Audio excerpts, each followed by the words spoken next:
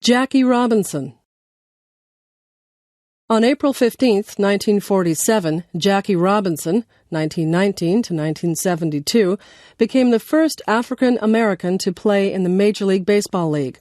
On that day, he started for the Brooklyn Dodgers. The so-called color line had existed in baseball and many other sports for decades in American sports, the complete segregation of whites and blacks into separate leagues and teams.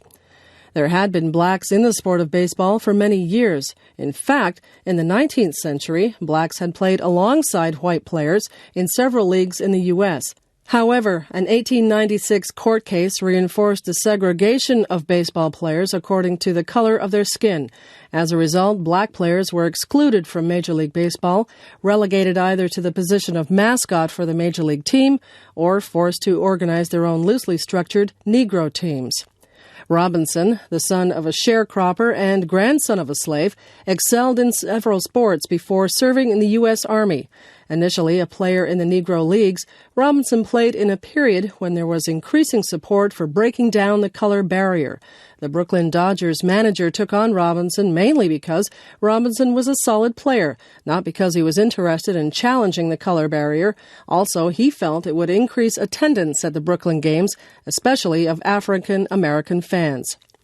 In 1946, Robinson went to Florida to play for the Montreal Royals, the Dodgers farm team. This move was risky on Robinson's part, as racism was still rampant in the U.S., especially in the South.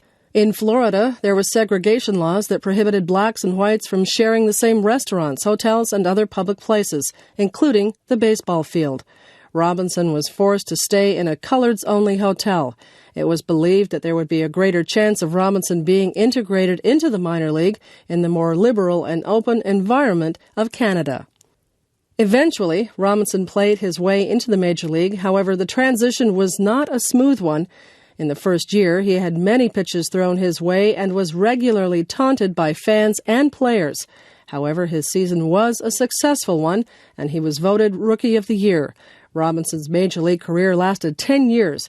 Despite his initial success in breaking the color line in baseball, it would take many decades before there would be complete acceptance of black players. To this day, there is underrepresentation of blacks in management and coaching positions in baseball. Robinson died in 1972.